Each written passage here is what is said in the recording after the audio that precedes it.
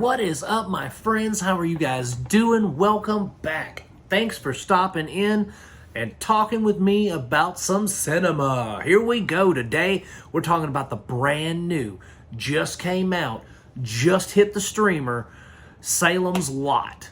2024, directed by Gary Doberman, or however you want to say that. Guys, this is such a huge disappointment. I was not impressed with this. Okay, so for anybody that doesn't know, this is a Stephen King book, Salem's Lot, based on a book that Stephen King wrote. There was a made-for-TV movie back in the 1970s made, and so far it is the best and most accurate interpretation of Mr. King's work.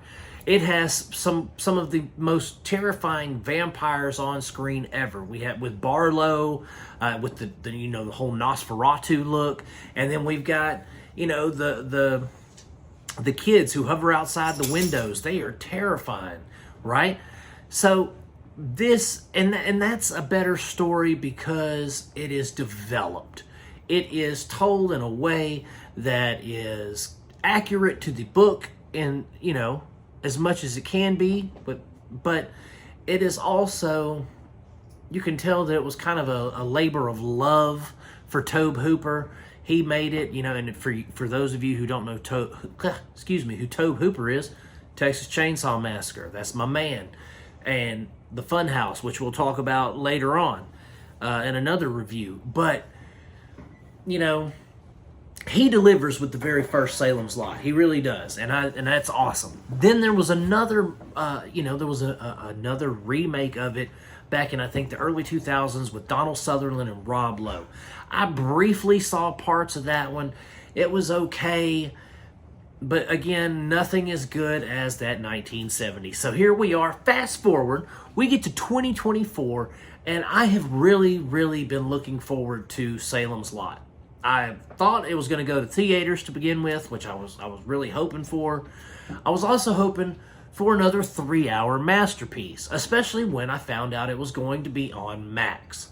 Now, it's on a streamer, so it has the ability to be either broken up into episodes, a la Midnight Mass, Mike Flanagan. And by the way, if you want a good Salem's Lot type film, story, whatever, go watch Midnight Mass, because it's 100 times better than this piece of trash. So we're getting into this, and I'm watching it, and I'm just not impressed because there's no character development. Okay, so our main character, he's a writer. He's in the original film. Man, I wish I could remember the character. Mears, that's his name. So the character of Mears, he needs to be developed more in this. In the original, he had an actual story, a backstory. This, he feels like a supporting character. And then the guy who plays him is as wooden as Pinocchio. I mean, this dude, he is absolutely terrible.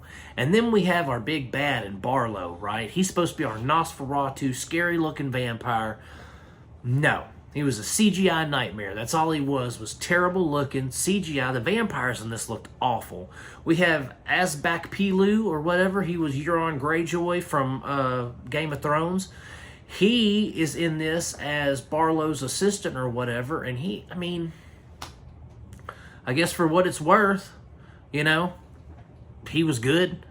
But really, the acting in this is not... We have William Sadler's our priest, our drunken priest. He's terrible in this. And the whole interaction between Barlow and the priest is supposed to be something kind of epic, But in this, it's just like a kind of a finger snap, blink of an eye moment.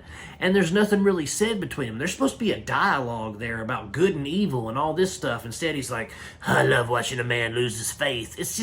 It's stupid. And the writing in this was dumb. It didn't even feel like it was adapted from Stephen King's work. I mean, at least in the original, when it was 3 hours long, they had the ability to tell a more complete story, to actually have some character development. Nothing in this film was developed beyond the superficial surface level, right? And I know we live in a time of fast-paced lives and media where everybody has attention deficit disorder, and they're trying to make a movie that's just like boom, boom, boom to keep people interested.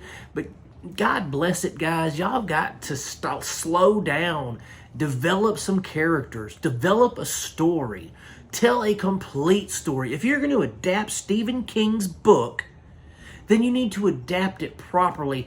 And from what I understand, there was studio interference in this. There was a lot of like back and forth between the I hear the original cut was over 3 hours long or something like that. So I'd be interested to see what they did with that. But the studios, directors, whoever would be listening to this insignificant me, you gotta slow down. You gotta develop your characters. If you're going to adapt someone's work, then by God, adapt it the right way and make their characters the way they're supposed to be.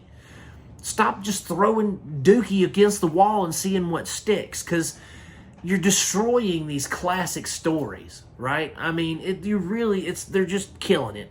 And they did that. They murdered Salem's Lot. They killed it.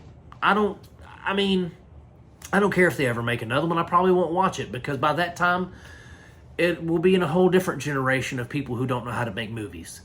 So, guys, Salem's Lot is not worth your time. I wish I wouldn't have watched it, but I'm glad that I did, so I could come here and tell you guys that it was not worth your time. Save your mental, your mental acuity, your mental energy, your breath in your lungs, and don't even worry about this. Go watch Midnight Mass. That is a far better vampire story than this is. And it's, this ain't worth it. I'm going to give Salem's Lot 1 star out of 5. It's not good. It's not worth your time. There's no point in it being made. If you're not going to make it the right way, don't make it at all. That's my philosophy. If you're not going to do it right, don't do it at all. And it wasn't done right. So it shouldn't have been made. That's it though, guys. Thanks for stopping in. I appreciate the views. I appreciate you guys watching.